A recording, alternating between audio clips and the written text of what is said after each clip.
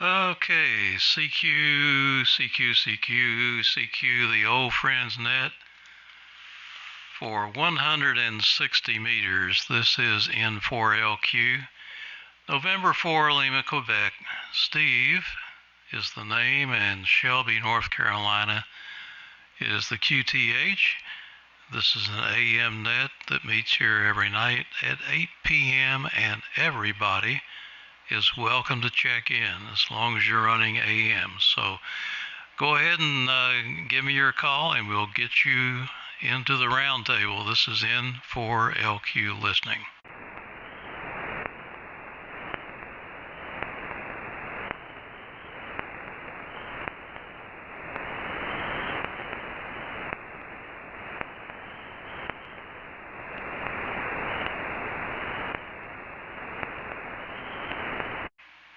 Oh, hello CQ, the old friends net.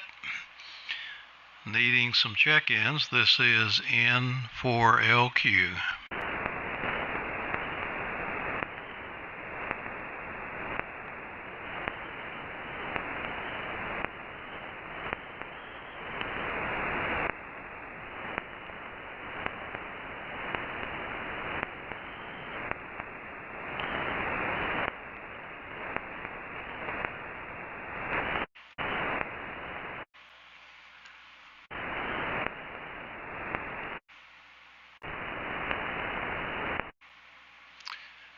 CQ, the old friends net, CQ.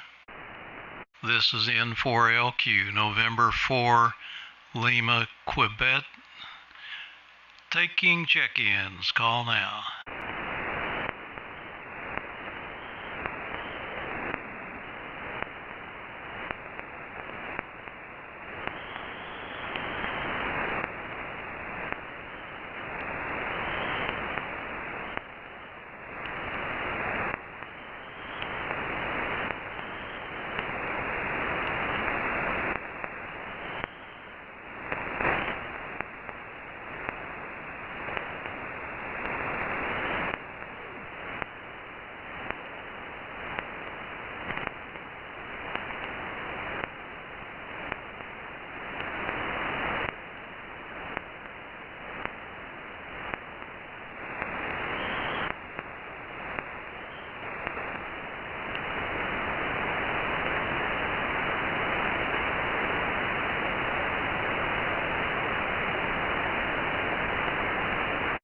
Hello CQ, the old friends net, CQ. This is N4LQ, calling CQ, the old friends net.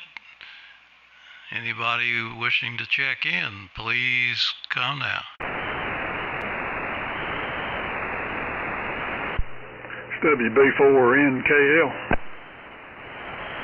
Well, finally, you're the first and only check-in, Cliff, WB4NKL, N4LQ. So give us a rundown on what's been going on today over there in Limestone. Okay, Steve. Well, wife wanted me to stir up some ground. I got the rototiller out and, well, had to drain the carburetor and old gas and all that, and got new gas in it, got the rototiller cranked up, and plowed her up a place for some tomatoes and beans and pepper out here, and got that done. And we were going to work some more, and it set in raining about lunchtime, and it was supposed to just cleared up after a little bit, but it ended up raining all the rest of the day. Just now quit here a little while ago. So that's about all I've been into today. Got that done, and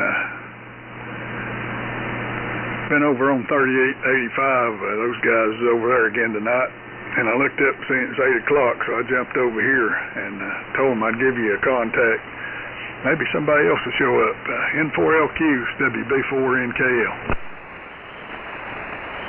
Yeah, I sure hope so. 3885. I was up there a while ago talking to Chad and Norm and who else? Greg, yeah. and I think they mentioned that you had been there, but I guess conditions weren't too good today. Everybody was having trouble hearing each other, but we talked for a little while, and then everybody had to go to the bathroom at once, I think. So that ended, I don't know what time it was, but I took a walk today, went to the orthopedic surgical outfit in Gastonia, and they prescribed a medication for me, and I took one this afternoon before the walk, and boy, I didn't feel a thing. I mean, of course, I took a nap first because it kind of relaxed me, but it really took care of the pain. So, yeah, that's good news, I think, if I can keep taking this stuff and don't have too many side effects. And okay, on the tiller, you remind me of one of my first gardens in our first house that we bought, and I dug the basement out, took a year, and finished it, put a family room and washroom and all that down there, but the dirt went to the lot behind us. It was kind of sloping, and I estimated we took out about 100 tons of dirt, and of course it had been under the house for like 20 some years, and it was, I guess you might call it dead dirt. And I planted a garden there, and I didn't have to use a tiller, and that was the most amazing growth that I've ever seen. And we had huge everything because that earth was so, well, it was about 3 feet high, the whole garden was, and just soft dirt. And boy, things really grew. So we had a good year. I never had one like that since. Do we have anybody else wanting to check in? This is N4LQ call. KO4 CTM. Hello, Jim, KO4 CTM. Go ahead and make a transmission and give it to Cliff. N4LQ. Good evening, Steve, and good evening to you, Cliff. WB4NKL. Pulled the microphone out, sorry. Just trying to make some adjustments here on the antenna. Yeah, it was a pretty good day here. I mean, it started off kind of dreary and cloudy and overcast and whatnot, and then the sun came out, and I was able to get out and mow and weed eat and do some stuff around the property here and get that squared away so I don't have to worry about it this weekend. And did a little work in the garden space, getting ready to put in a couple of rows of green beans, and I need to get my tomato my tomato plants that I started. I need to get them in. And yeah, so other than that, did my normal work day.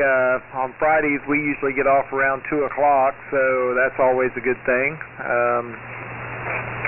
Some people don't get off at 2 o'clock. They decide to work all day, but the official quit time is 2 o'clock on Fridays, so I take full advantage of that.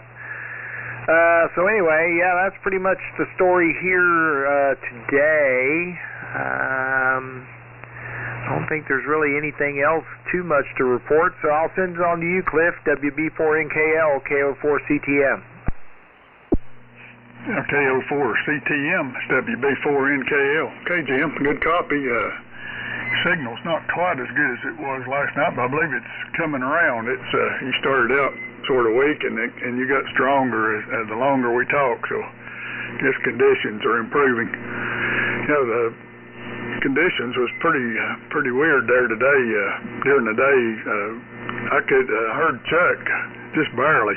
About 3 o'clock today, he was at home and messing with the transmitter, and he's just probably 2 or 3 miles from me. You'd think we could talk ground wave, but not the case. He was just real weak. And then later on, I heard Larry at 4 o'clock and very weak. But I hollered at him, and then it started improving. I was able to carry on a conversation with him. So it's just been up and down. Seemed like all day. Pretty weak during the main part of the day. A good deal on the medication, Steve. I hope that continues to help you, and that pain's no fun. I've had a little bit of different stuff that shows up, and it makes it tough to do anything when it hurts. And a good deal on the garden. Yeah, that was some high-powered dirt there, I guess. Never been used maybe for a garden. They say to rotate crops, to keep moving stuff around, because the dirt, I guess the stuff pulls nutrients out, and so you need to keep moving the garden around, I guess is a good thing. Linda's the gardener here. She points out stuff, she needs ground tilled up here, and I can do that, but as far as the rest of it, she's got the green thumb, and I don't get in her way. N4LQ, WB4NKL. Okay, real good, Cliff. Do we have any more check-ins?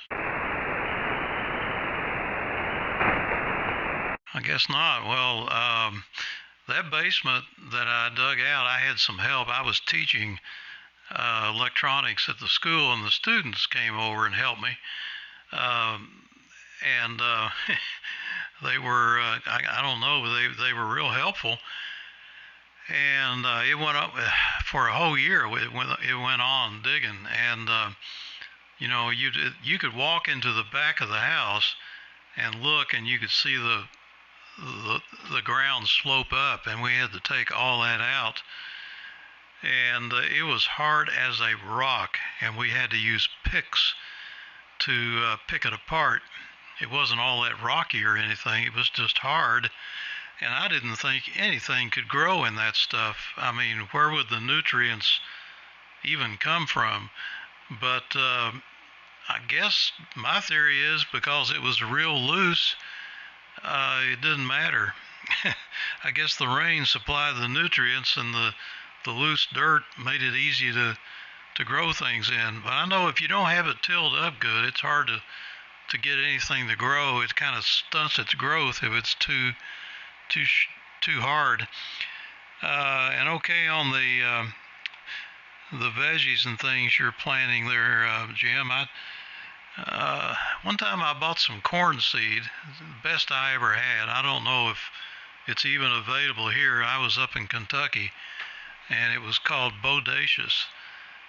And that stuff came up, and it was so good. Well, I could stand out there in the garden and shuck an ear of corn and just eat it right fresh off the cob, and it just tasted real sweet and delicious. Bodacious corn. Now here where I am, I don't think I could, unless I had a raised garden, I don't think I'd have much luck. I got too much shade, too many trees. The ground is really hard, and it's red clay, and I never did think red clay was too good for growing most things. Although this is supposed to be the blueberry capital of the country down here. So let's see, I've been working some more on the microphone, and I looked up the response curve for a D104. So I've tried to emulate that to a point and pump in just a little bit of bass, but I've got this huge peak at about 2,500 cycles that the D104 has, and I'm just hoping that it sounds punchy like a D104 does. So let's check one more time, see if anybody else wants to check in. I don't hear anything. Go ahead, Cliff. WB4NKL, N4LQ. Okay, Steve. It's WB4NKL. Well, it don't sound exactly like a D104. I don't know how to describe it. It sounds fine, but I could tell you weren't running the D104. I guess it's got a lot of mids, and I don't know whether it's a sharper cutoff from the mids or what the difference would be. The D104 has just got a little different characteristics to it, and I don't know quite how to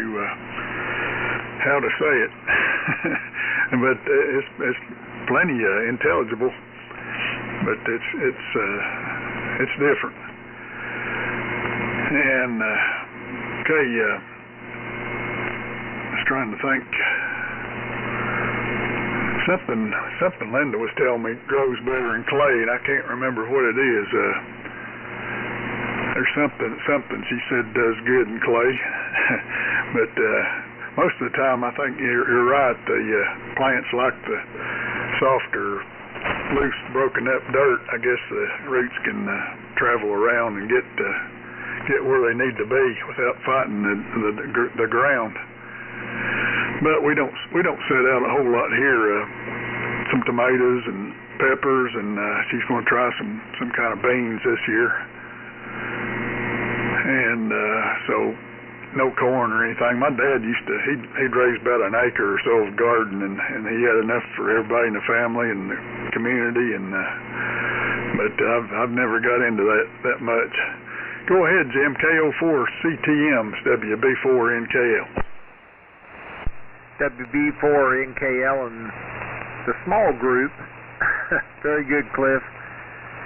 Yeah, well, my ground here is basically rock. It's just, it doesn't, I cut about 6 oak trees to make a halfway decent space for a garden, which worked out well. And I mean, we've got a pretty good spot up here that we use for the garden. But the tomatoes and things of that nature, we actually put in. I put them in buckets, 5-gallon buckets. So they last year I think we wound up with about I don't even know. It was 40 or 50 pounds of tomatoes. I mean, we just got a huge harvest of tomatoes, and I mean, we put up probably 30 or 40 quarts of green beans and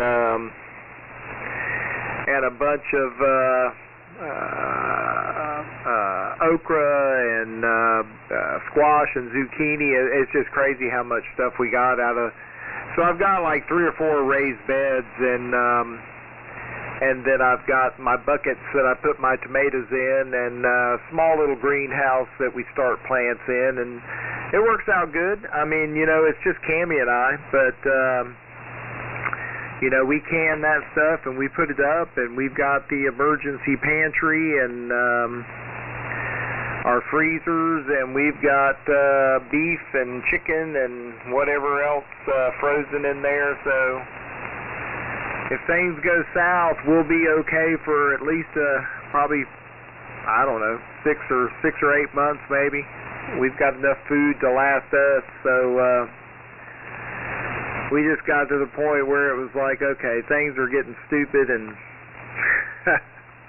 and more stupid and more stupid. So we decided we were going to have an emergency pantry, and we were going to freeze food, and we were going to grow as much as we could. And I don't really hunt, so I'm not opposed to hunting, but I just haven't really ever done it. But good Lord, I mean, on any given morning, we've got 6 or 8 deer that are out here grazing in the front yard. So if push came to shove, I'm sure I could get us some meat. And we've probably got a resident. We've probably got 100 or 200 resident squirrels. So at the end of the day, we'd be able to eat if things really turn south. But anyway, yeah, so I don't know. I mean, up in Virginia, when I lived in Virginia, most of that soil up there was red clay, and we grew all kinds of stuff in it. But we had good wide open area to do it in too, so it got plenty of sun. And best I can remember, we were down. The garden was down in a bottom beside the creek, and so it probably got plenty of water and whatnot from the ground, and we always had a good garden up there. But anyway, so yeah, well, Steve, you're the way I'll describe your audio as sharp, maybe. Just a little bit, not harsh, but just sharp. I mean, it's a little bit higher. It sounds like it's a little bit higher end than normal for you. So I'm kind of curious whatever happened to your little pill-looking microphone that you were using that night. That thing sounded really, really good. So I don't know exactly what microphone you're working tonight, but I remember you using that little pill-looking microphone, and boy, that thing sounded great. But anyway, so it'd be interesting to know exactly what you're using there, because I'm not sure about that. So back to you, N4LQ KO4CTM. Okay, this is N4LQ. Does anybody else want to check in? Okay, well, yeah, first off, this is a Sterling condenser mic. You can look that up on the web, Sterling, and let's see, you got to have phantom voltage. I turned off the peak thing that I thought may make it sound more D104-ish, and so this probably kind of smoothed out some of the peaky sound. I don't know if it sounds better or worse or what, but I had about, let's see, 10.8 dBs of gain at 2.5 kc, and it was tapered. So I can shape this thing any way you can imagine. It's just incredible, the versatility on it. I could probably spend an hour, if I had a D104 that I could switch in and out and compare the charts. It'd be a lot easier. But then again, I've never seen two D104s that sound the same. And I've got a whole pile of D104 heads here, and I can change them out, and they all sound different. And some of them sound kind of mellow, and some of them sound real narrow and sharp and annoying. Anyway, the pill mic, that was a Cowrad, and it was supposed to look like an RCA 77, which was a very expensive ribbon type microphone, and it weighed about 5 pounds, and the Cowrad is much smaller and lighter, and it's a crystal mic. I still have it. It doesn't have anywhere near the output that a D104 has, and it's a lot sharper. So I didn't think it sounded all that good, but I don't know. It's a cool looking mic though. That's why they made them. They tried to make them look like the RCA. It's kind of a novelty, and I like novelty microphones. Up in Kentucky, this house that we built, different house, had a pretty rough backyard, and I decided to plant a garden, but it had right in the middle where I wanted a hedge apple tree. Now, I don't know if you know what a hedge apple is. It probably has different names in different parts of the country, but it's not real big. It's about the size of like a Bradford pear. It gets fairly big, but it's got thorns on it that are about 1.5 inches long, and they're real sharp and hard, and it has apples, I call them, that look like they're bigger than a softball. I mean, they are a handful. They're really heavy, and they have a wrinkly green appearance, kind of like a brain or something, you know. And boy, you get hit one of those. If one of those things drops on your head, you're in bad shape.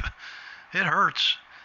And that thing was right in the middle of the garden, and so I had to cut it with a chainsaw, piece at a time. I had to work my way into the trunk and cut pieces off and kind of run, you know, because those thorns hurt. And I finally got the thing cut down and burned, and I burned the stump for a long time to get rid of it, and it still tried to sprout back up. It's probably back now. It's probably 20 feet tall. And that was back in 1979. WB4NKL, N4LQ. N4LQ, WB4NKL. Yeah, we've had, I don't have one here, but I know what you're talking about. Seems like those trees wanna run too. They wanna spread. What I remember, but you don't want to eat them either. I don't think they're edible. One of them junk trees. We got locust and all kinds of stuff like that pops up. Makes a good fence post, the locust trees though. A good deal, Jim, on the cannon and all that. My mother, she loved it. That was her favorite thing to do, was canned food, and she was all the time looking for something to can. She'd can like 100 quarts of green beans and soup and anything she could get her hands on. We do some of that, but not near as much. I think a couple of years ago we got a bunch of green beans and canned them, and maybe 3 or 4 runs in the canner. I think she did mention that she's about out of those, so I guess we'll be canning green beans again this year. It's good to have that stuff handy. Just walk back in the pantry and grab a can and open it. We've got pretty good stock here. We don't like you. I'm not a hunter, but we got deer and turkeys running out around here. I'd say we wouldn't starve to death for a while, unless we don't have electricity. You know, if you don't have that to keep the freezers going, that's another issue. So I don't know. I hope it don't ever come to that. It's going to be a mess if it comes to a point where people don't have food. It's going to be something else. KO4CTM is WB4NKL. WB4NKL, KO4CTM. Yeah, very good, Cliff. Well, you know, I don't like to sit around and there's a lot of people out here, all the preppers and whatnot, that are always talking about how bad things are going to be, and you know, it could get that bad, but I don't discount that. But at the same time, you know, I think that you just kind of take a rational approach to it. I don't get all bent out of shape and worry about it too much. At the end of the day, you know, I've got a small stockpile of fuel for the generator if the power goes out, and then I've got some solar, and my solar will actually run my freezers. It will run the 2 freezers and potentially the refrigerator. And if I had a few batteries, I could get in here and talk on the radio as well. But so yeah, it's, you know, hopefully it does not ever come to that. But heck, you never know. I mean, things are getting stupid, and they're getting pretty crazy. But you know, I'd rather be somewhat prepared and than like some of these folks who are like, oh, I'll run down to the grocery store or the convenience store tonight and grab something, and you just never know. I mean, you just don't know. I mean, bank systems and payment systems and all that kind of stuff goes down, and power goes down, and you can't get gas, and you can't do this and that. So it makes you think. But back in the day, I'm sure, like I think you said maybe it was your grandmother, it might have been your mom, that was always looking for something to can. I know that my folks grew up through the Depression and whatnot, and that was kind of the standard protocol. I mean, you did what you could, and you preserved what you could, and you grew what you could, and you relied more on yourself than everybody else, and you just didn't know if you could go down to the store and grab something. So I don't know if things will ever go back to that or not, but I'd rather be halfway prepared for it, and maybe not have to do the panic stuff that a lot of people would have to do. A lot of people go out and do the panic buying. That's what they were doing during COVID. They were running out and grabbing everything they could because they thought it wasn't going to be there and whatnot. And if you got a lot of stuff on hand and you can just kind of walk in here and pick up what you need, it kind of takes you out of that loop. So that's my philosophy on it. But yeah, good deal there, Steve, on the apple tree. I guess I'm not familiar with that kind of apple, but yeah, I guess Cliff is saying you wouldn't want to eat them. So if you can't eat them, I don't want them. I mean, I've got probably 6 or 8 blueberry plants that grow here on the property, and gosh, we get gallons and gallons of blueberries off of them, and got some strawberries growing and some raspberries. So I don't have any fruit trees, but maybe I need to get me a few. But it takes several years for those to even get to where they start doing anything. But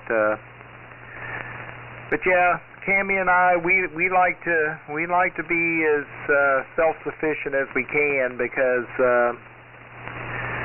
I think it may or may not come a time, but the way things look sometimes, you think about it, and I mean, groceries already skyrocketing. So anything I can do here to grow some extra food or put food on the table and not have to go out to the grocery store and buy it, I'm all for it. So that's kind of what we're doing here.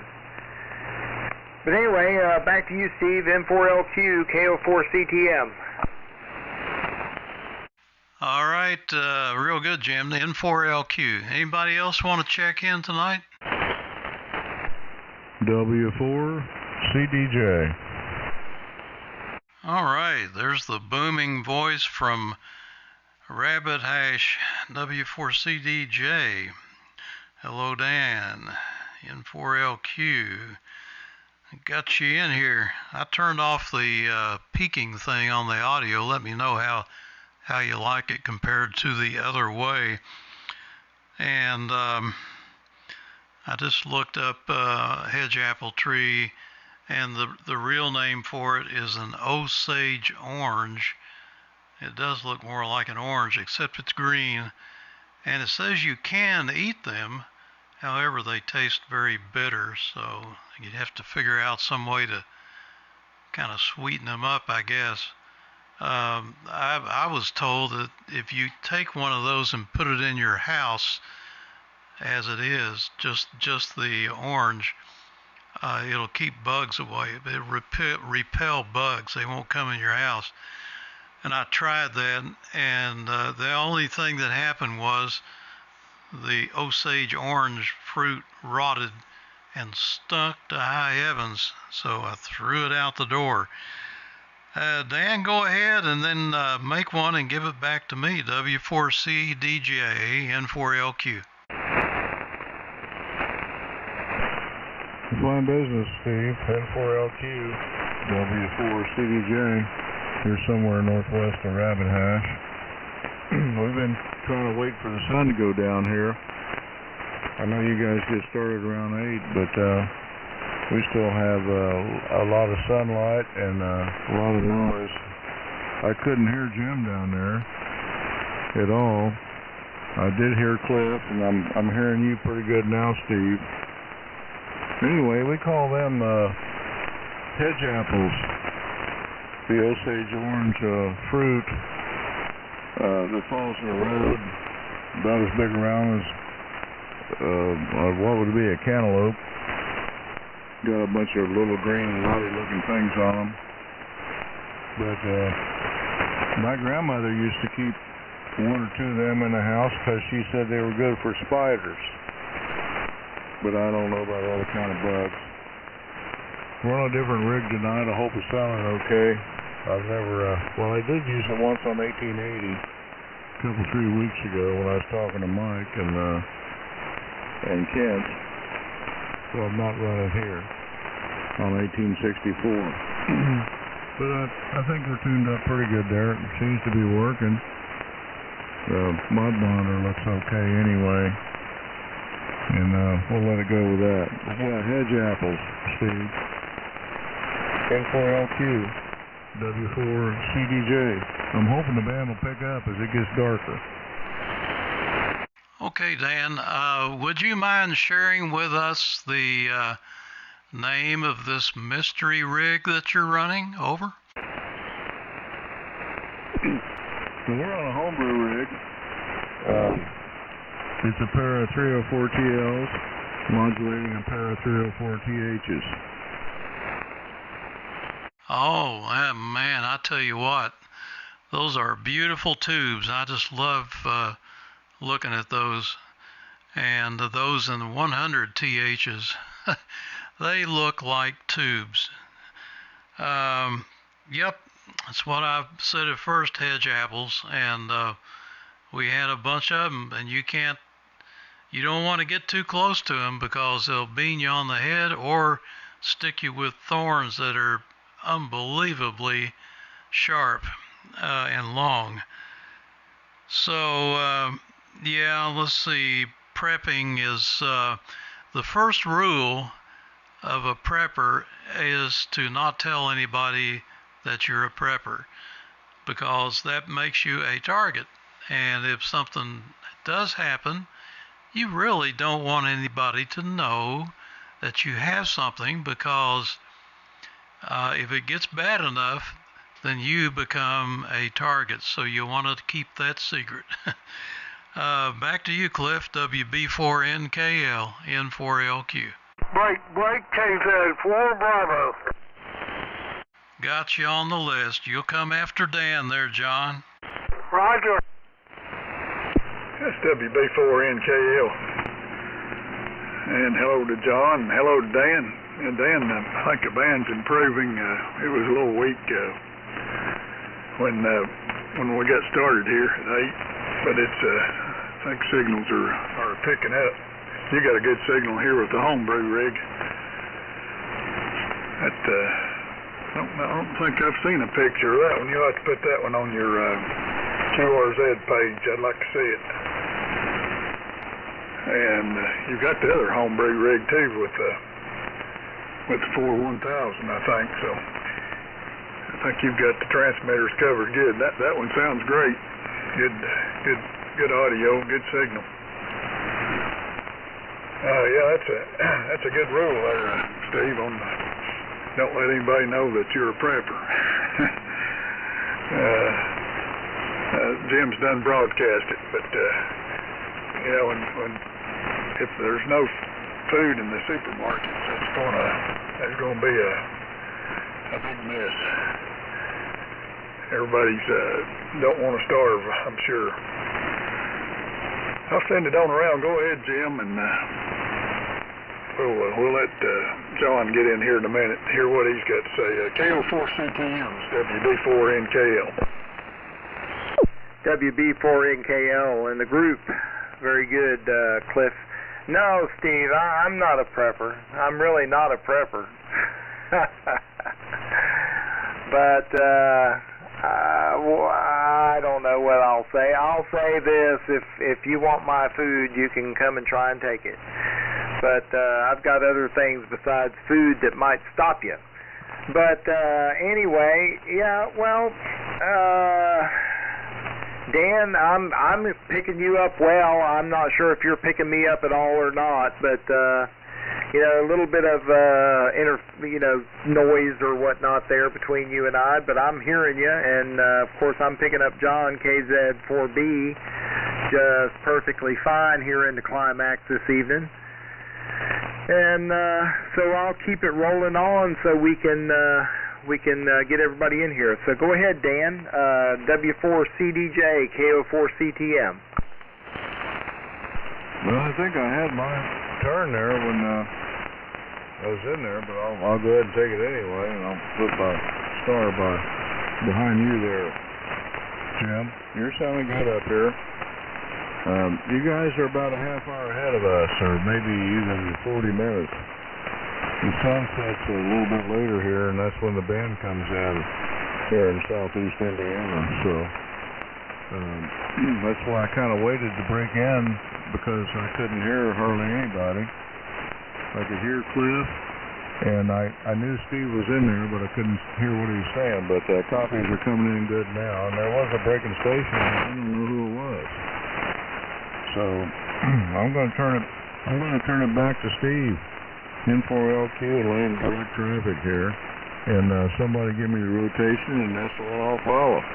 N4LQ W4CDJ. Yeah, Dan, you will turn it over to John, KZ4B. So, John, go ahead and take it, and then turn it back to me. Okay, N4LQ in the group KZ4B. Everybody's booming in here. Dan, you're 20 over. Jim, you're more than that. And Cliff, you're your usual more than that. And, of course, Steve is up there with Cliff. So, great signals tonight, great condition. I hear a little static in the background, but you're walking all over it. I wanted to give a quick report. I talked to MFJ twice today, and they have still screwed up my order. I had to cancel part of it and reorder. But the bottom line is that I talked to Rob over in the Ameritron section.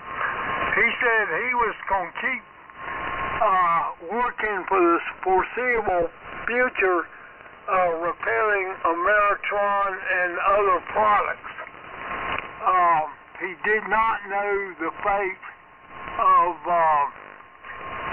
Richard Stubbs. I couldn't get a hold of Richard. Nobody, their phone was so overloaded, I couldn't get through.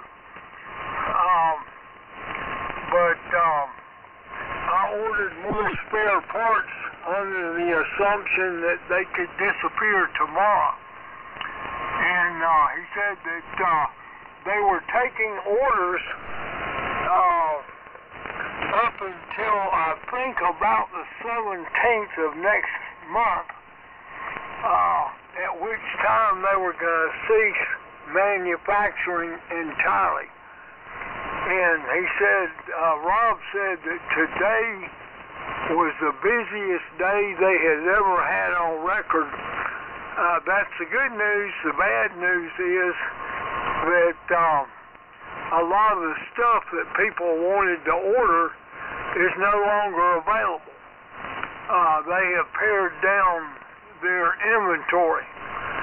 But anyway, I have a lot of Ameritron amplifiers mostly and other products, and they will be sorely missed. So, and of course I gave Rob my condolences, and but he said he thought he would be around for the foreseeable future. I hope he's right. So on that note, back to you, Steve. I guess I'm tail end Charlie. Forgive me, the real Charlie. N4LQ, KZ4B, over. Okay, real good, John. Anybody else want to check in? This is N4LQ.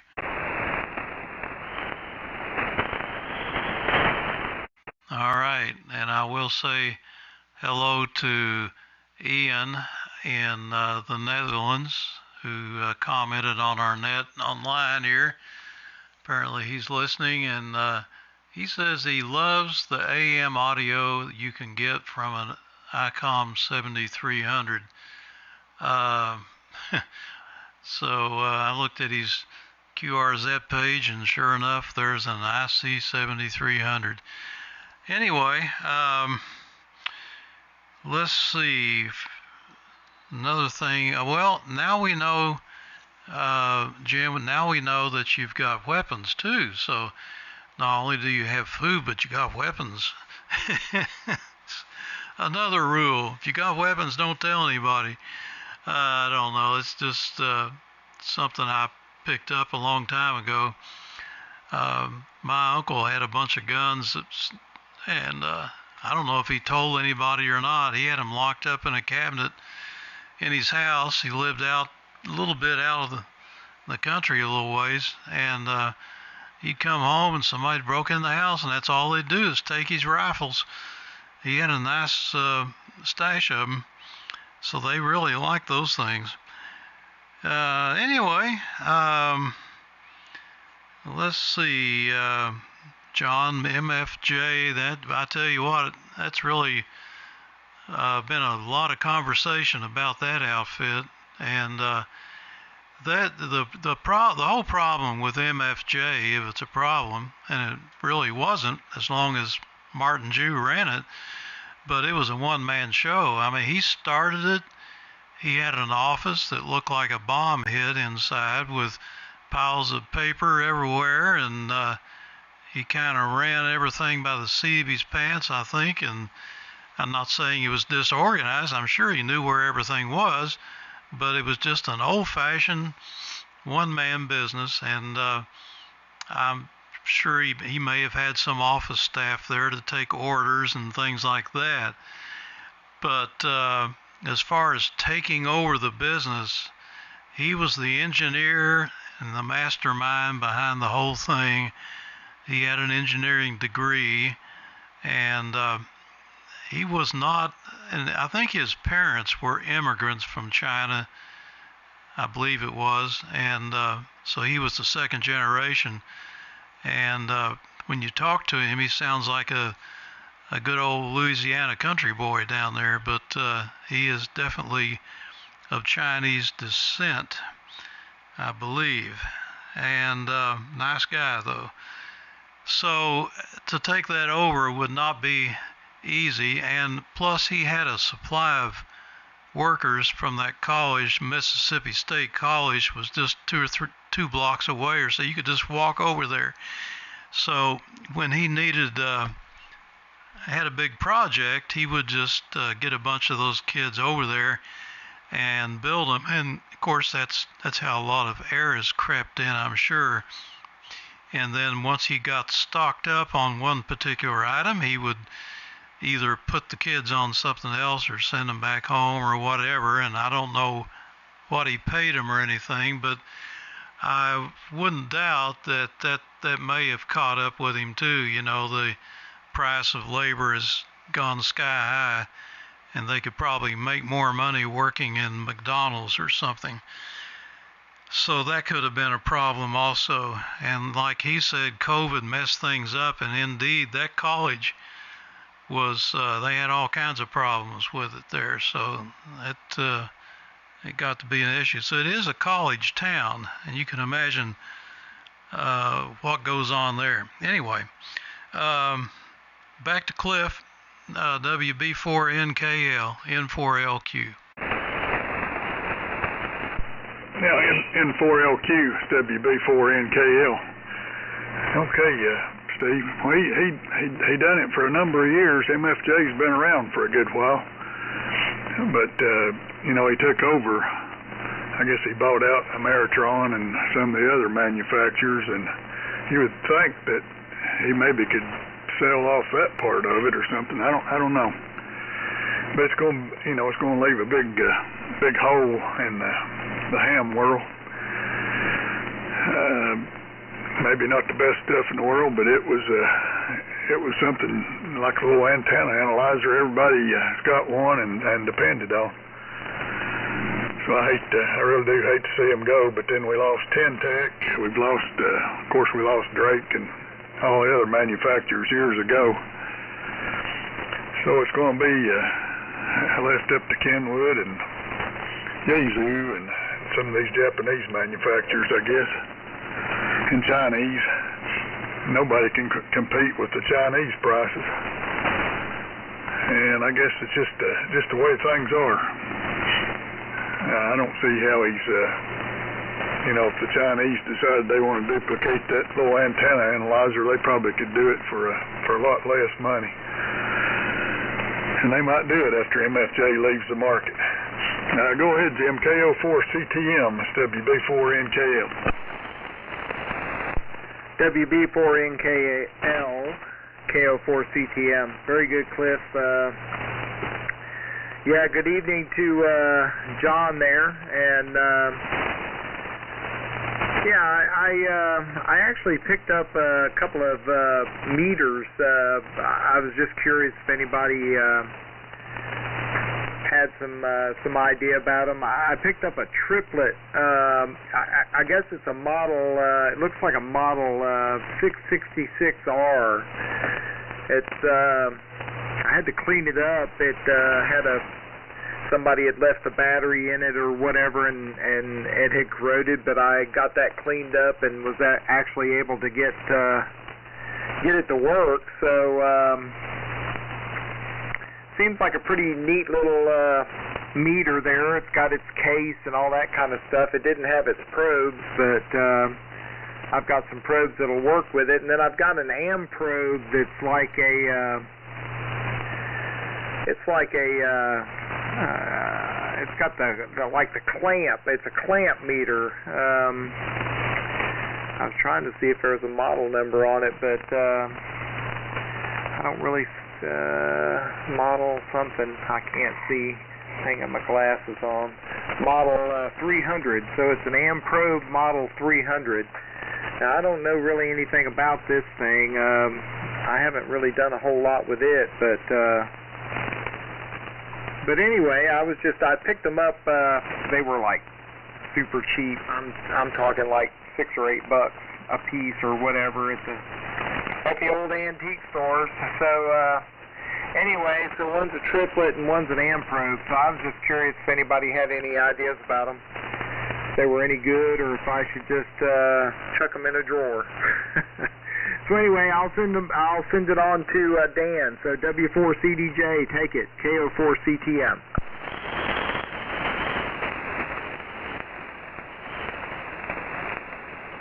Oh, W4CDJ, it's your turn, Dan, if you're still with us. KO4CTM. There's some thunderstorms somewhere. A lot of static crashes going on here.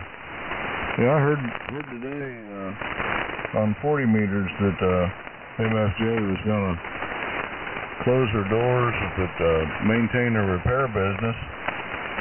And then I also heard that DX Engineering was made an offer and they declined it. But now they're going to go back and maybe pick up the antenna business or something. So I don't know. I have two pieces of MFJ stuff here. One's a antenna selector switch, and the other one's the analyzer.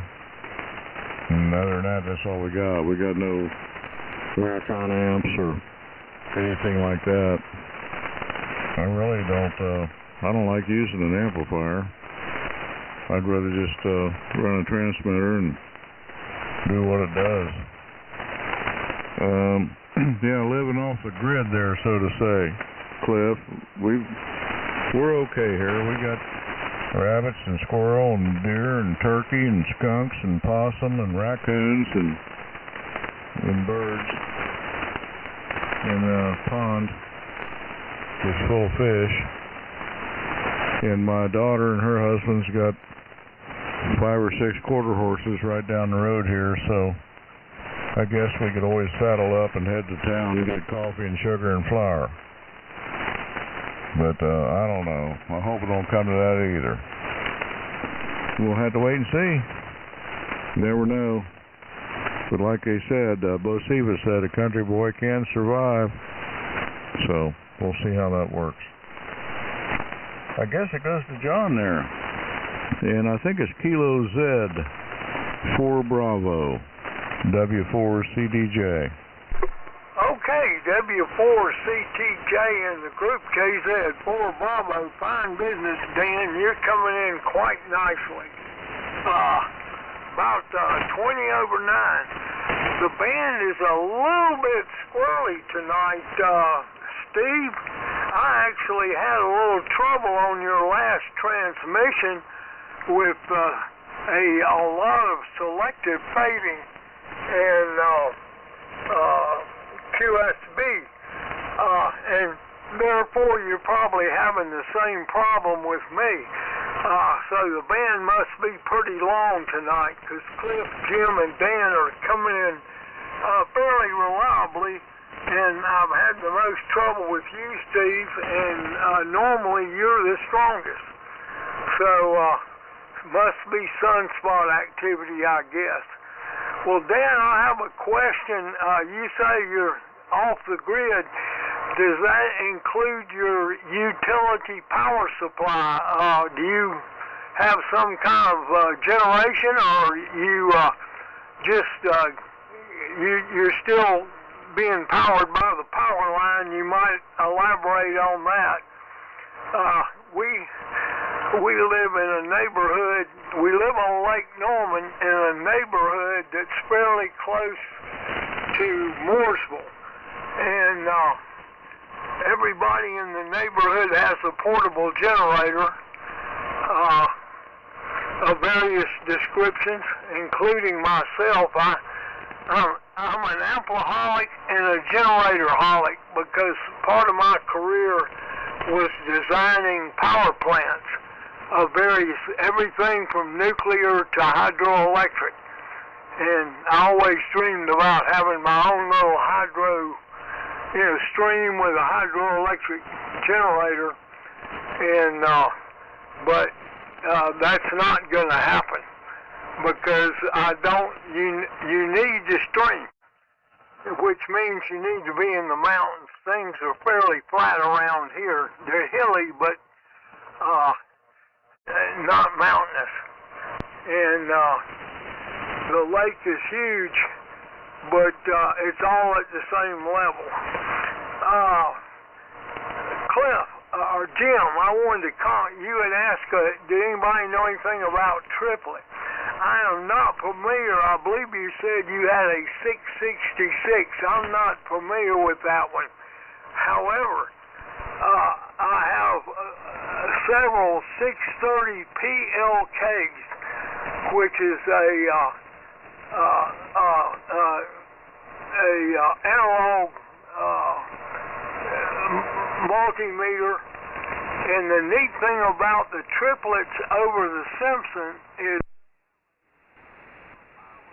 6,000 scale, which the Simpsons didn't have. So if you're running a big tube amp, the Simpson or the triplets are quite handy. And a lot of the military meters are pretty good on having a 5 or 6 kV scale. And so for that I like it. A lot of them now are quite cheap because they use these 22.5 or 30 volt portable radio batteries that you can get them, but you have to pick them up off the internet. If you're not careful, you'll get something that's already dead from shelf life. But there are ways of getting around that. There's some little photo camera batteries that are 12.5 volts. They're tiny, but you can series them to get close enough to 22.5, or put 3 in series to get you to 30 volts, and that takes care of the substitution for a battery problem. But anyway, on back talking about MFJ. Martin's got one of the best southern accents of any Indian. I mean, any Chinese. It blows your mind when you hear Martin talk. I mean, you know, this is more Mississippi. So that guy speaks good southern English. And he reminds me of the gentleman who's in India. His name is Vaseem. He took out my lower intestine and went to medical school in Georgia, and he's got a southern accent that's better than Martin's, which is hard to beat. And shifting gears again, but still on MFJ, you would think somebody would pick some of this stuff up, but maybe the antenna rotor business, high gain. But the problem with the Ameritrons is such, almost all the tube amps except for the AL82 and the ones that use 811s and 572Bs, you can't get the tubes anymore. And therefore, if you can't get the tubes, you can't be selling the amps. So a lot of the inventory of really neat transmitters, like I've got 2 AL1500s that use the 8877s. That's one of the best amps on the planet. And but if I hadn't bought a couple of spares years back, and I hope they're not gassy, I'd be dead in the water. So the problem is the availability of tubes and transistors and other components. Stuff is not coming out of China like it was for various reasons. And a lot of the stuff, if it doesn't come from China, you're not getting it. And like all the vacuum tubes, nothing's made here or in Europe anymore. It's all made in China. So that's the last chance gulch. So I rambled on enough. Back to you, Steve. N4LQ, KZ4B, over. Okay, KZ4B, N4LQ. Do we have anybody else that'd like to check in? It's 9 o'clock. We'll probably start winding down here and do the 73s here in a minute. Go ahead and check in if anybody else is here. Okay, didn't hear anything. So, well, that was a good round and covered a lot of bases. By the way, there are Chinese antenna analyzers on the market. Some of them are on Amazon, but you read the specs on them, they don't make a lot of sense. I really don't know what's in them. The old MFJ, they had a real variable capacitor in there, and stuff like that is expensive to make. So the ones made in China, of course, are all graphic displays, and you don't use expensive parts like that. It's all solid state. So I don't know. Anyway, Simpson meters, I've had a few of them here. Of course, the thing with some of them is they have a weird battery in them that's kind of expensive. I bought this meter a year or so ago that, of course, it probably came from China, but it's got a analog meter on it, and it's an FET front end. And I really like the FET front end. It's got a high impedance input, and it's got a pretty fast meter that responds to quick changes, and that's why I wanted it. So it doesn't load down the circuit like a regular VOM would. I had a digital multimeter here that had a analog dial and a readout, a digital readout combined, and I thought, well, this is cool. And then I discovered that the meter is actually controlled by the little CPU in it. So it calculates the voltage or current or whatever and then pops the meter up. So it's not an instant response. It's faking you out. So I couldn't use that thing. I couldn't use it because it wasn't really analog. Selective fading, yeah, there's some of that going on. I don't hear it because of the, and I see I bumped my knob. Bump my frequency knob here, and I can't change frequency while I'm talking, so I had to let up on it. I gotta watch it. My push to talk button has a kind of a stiff lead on it, and it bumped my tuning knob here on the receiver, on the transmitter. So anyway, I got the synchronous AM on, so I don't hear that, and that makes it kind of nice. Okay, well anyway, let's go ahead and start the 73 round and make it the last one tonight. And if anybody wants to stay, they're most welcome to. You know, we're just going to close the net here at the end of this round. So, Cliff, go ahead and take it. WB4NKL, N4LQ. N4LQ, WB4NKL. Okay, Steve. Jim, I'm like John. I'm familiar with the triplet 630. I've got one of those, and the 310 was a little miniature triplet. I think I might have a couple of those, but I'm not familiar with the 666. I have to look that one up. But the little the amp probes are handy. I've got a couple of those, and if you need to make any current measurements on AC, they're real handy. I've got a little box rigged up with a AC plug on it. It goes to a receptacle, and it's got a loop coming out of the box that I can clamp the AC amp meters from, and it's good to check current draw on your transmitters and that kind of stuff. Or if you're working on your water heater, I don't know. I use mine every once in a while. The amp probe there. I wouldn't want to be without one. So it's a good instrument. But like I say, I'm not familiar with the 666 triplet. It sounds like the devil's instrument. 73s. I enjoyed it tonight, and band's in pretty good shape. So try to catch everybody around over the weekend tomorrow. KL4 CTMs, WB4NKL. WB4NKL, very good, Cliff. KO4 CTM. Yeah, this triplet, looks like it'll do about 5,000 volts. AC or DC.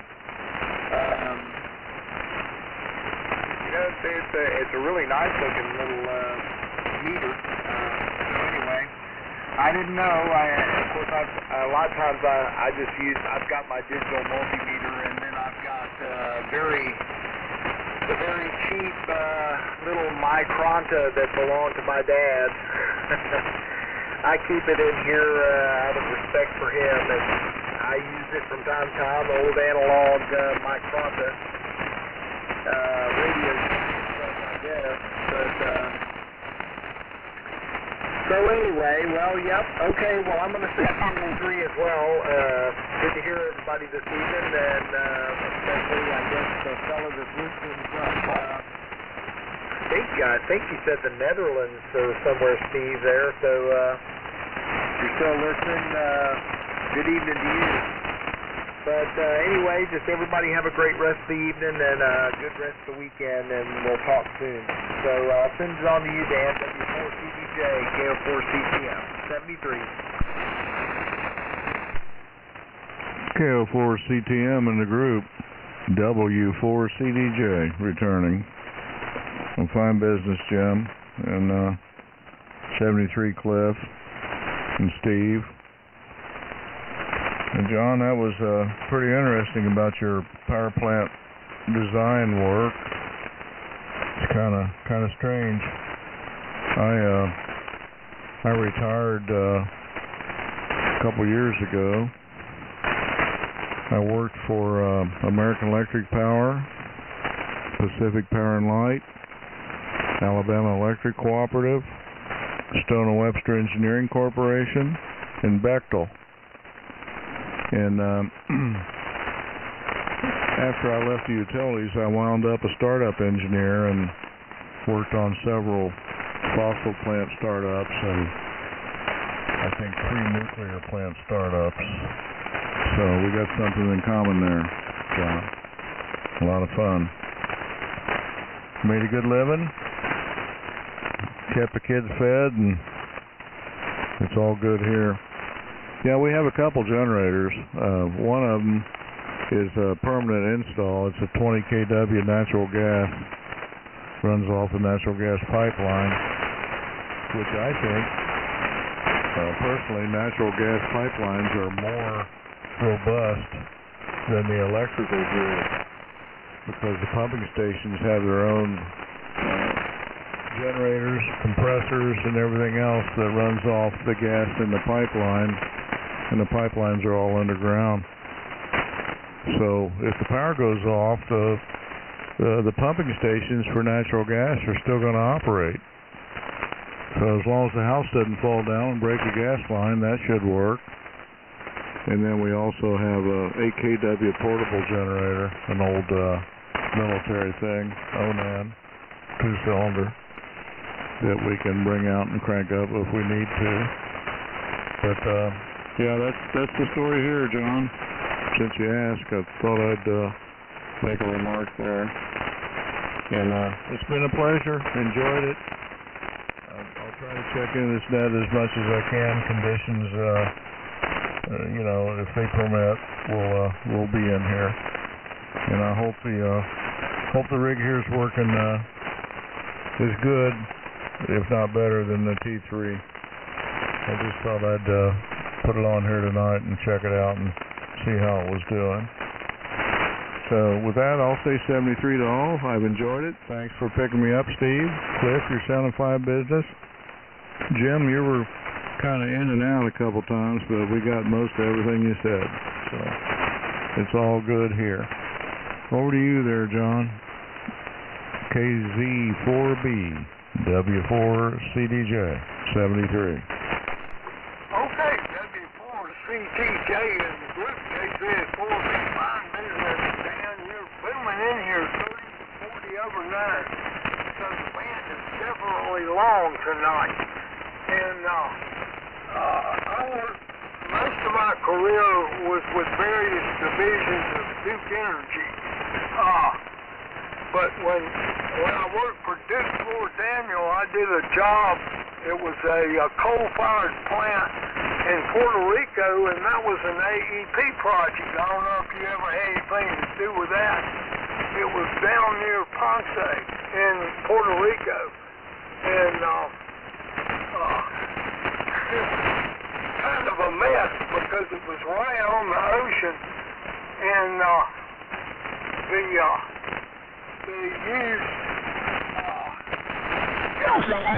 steel conduit that wouldn't last a year in the salt air, and I kept telling them, you need to fix this, and the generator building was not totally enclosed, so a hurricane could just blow right through. It was insane. But I enjoyed the project, met a lot of nice people down there, including quite a few Puerto Rican hams, that I got to know, and one quite often after I came back, they actually let me use their rigs on multiple occasions to talk to my buddies back up here. And also, trying to see here, read my handwriting here where I took some notes.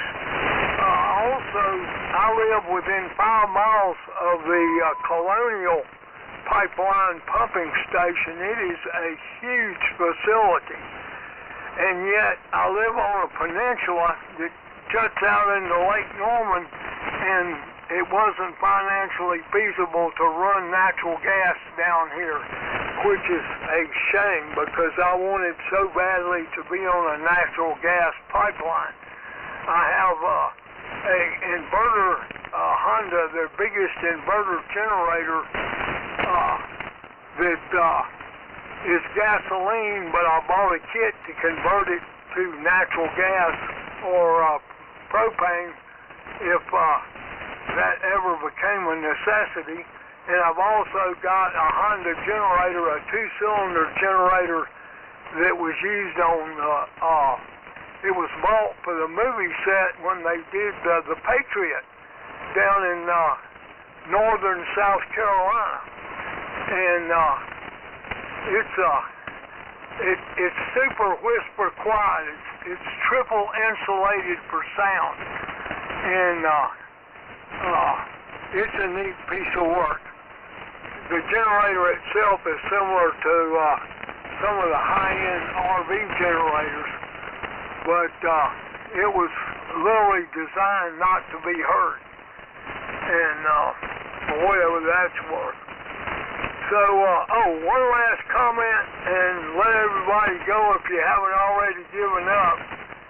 The Fluke A77 and Fluke 87 meters have everything Steve talked about being great. They have a 10 kiloohm per volt front end, FET front end, and they have an analog and a digital display.